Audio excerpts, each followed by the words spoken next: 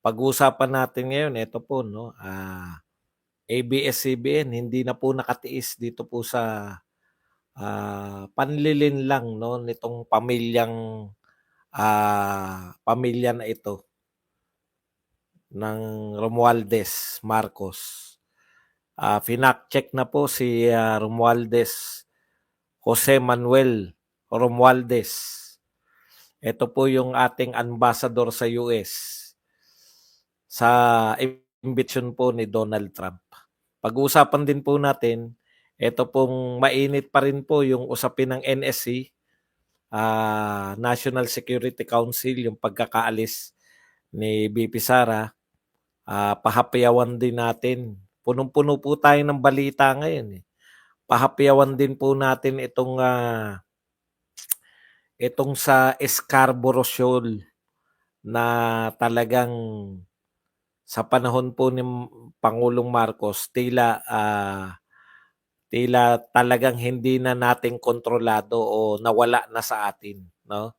Yan po yung kung kailan tayo nagmamatapang, yan po yung history ng tinatawag nating history po yan ng pagmamatapang po natin, no? At inuuna natin yung katapangan sa Tokis kaysa sa diplomasya. Doon po tayo nakukunan ng teritoryo. Ano pa ba? At syempre yung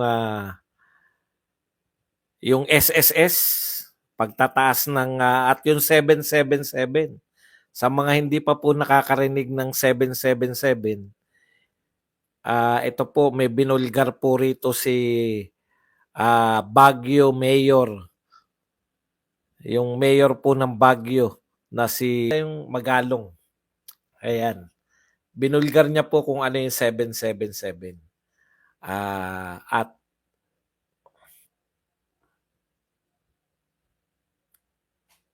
yung paggamit, yung AKAP po, no, yung implementasyon po ng AKAP, sinagot po yan ng DSWD.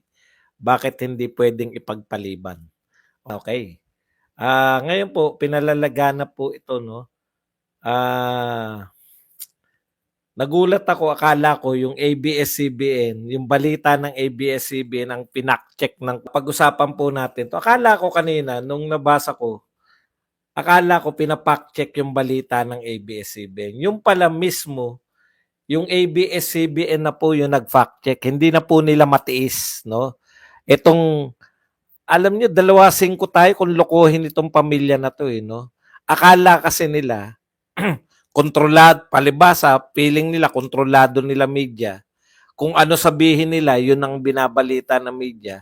At wala na pong magfa-fact check, wala na pong magtatama. Actually, tinama natin to di ba? Tayo mismo naghanap, totoo bang wala? Pero mabuti po yun, eto po, nagiging trend, nakikita ko lang. Kasi yung TV5, hinahayaan nilang magsalita laban sa pamahalaan si Ted Filon. So, ibig sabihin, yung mga hinihintay natin na mga pagkakataon na naghihiwa-hiwalay na yung mga oligarko, di ba? May pumapalag na sa mga oligarko kasi pumapalag na yung Makati Business Club, no? Tapos yung mga parte ng militar, yan po yung mga kinakailangan sa EDSA 1 at EDSA 2 kasi ang dami nagtatanong sa akin, Badong, hindi naman nagtagumpay yung kay-EDSA nyo. Bakit ano po bang ginawa namin sa EDSA? Bawal na po bang magprotesta ngayon? Nagprotesta po kami ron. At wala pong nagpunta ng EDSA na nagsabi na kawawa naman kami, hindi kami nagtagumpay. Hindi po. Lahat na nagpunta ron, alam namin matagumpay kami.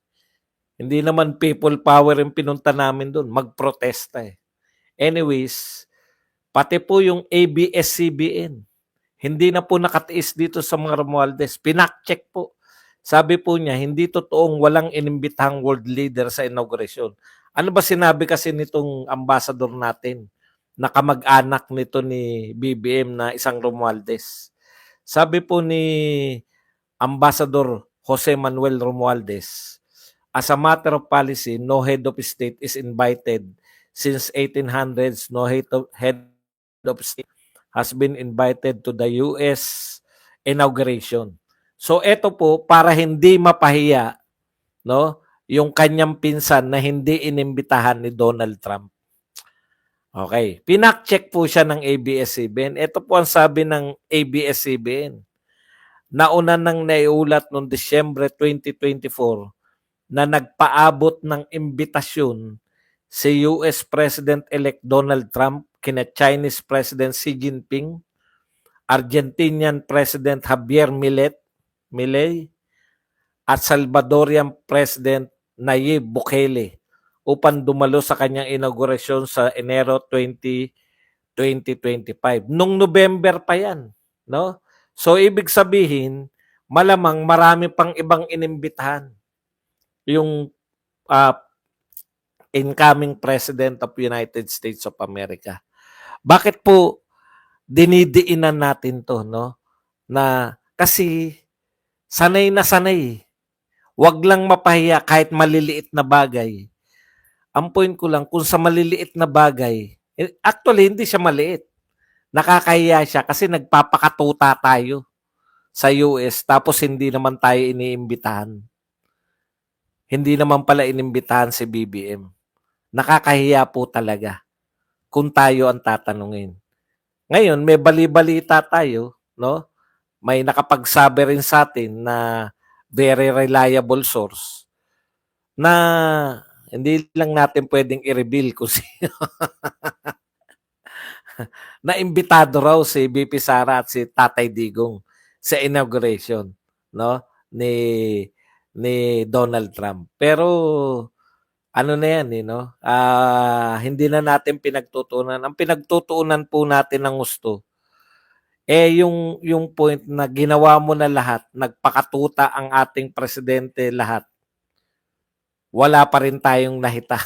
Wala, hindi na imbitahan. Ang masakit, yung nakikipagkagalit ka sa China para ipagtanggol mo yung iyong pro-US stance. Pero yung si Xi Jinping pa na presidente ng China ang inimbitahan ni Donald Trump. Di ba? Yan po ang pinakamasaklap. Ay baka sabihin, hintayin nyo na lang mga DDS. Hintayin nyo lang mga Duterte supporter. At tinitiyak namin na iimbitahan yan. Kasi po, si Tatay Digong inimbitahan po sa White House eh.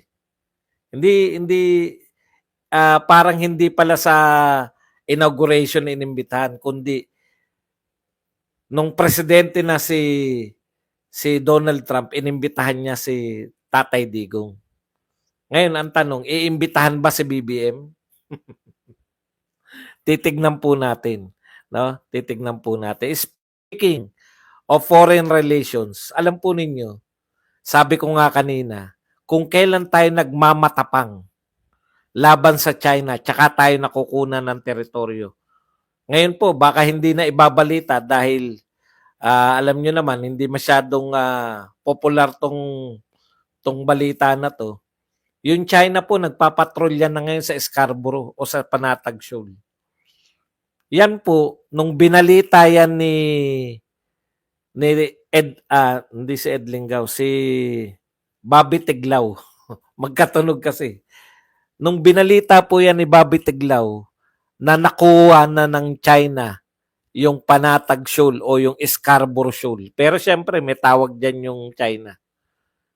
Sinasabihan si Bobby Tiglao na wala ka namang ebidensya. Ngayon po, umaangal tayo dahil nagpapatrolya na po sa dagat diyan sa Scarborough Shoal ay China Coast Guard.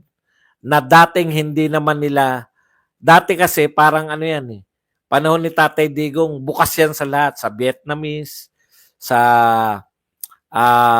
Philippine at saka sa Chinese fisherman. May kalayaan lahat na gamitin yung lugar na yan. Pero ngayon po, inaangkin na po ng China na kanila yung Scarborough Shoal. Ang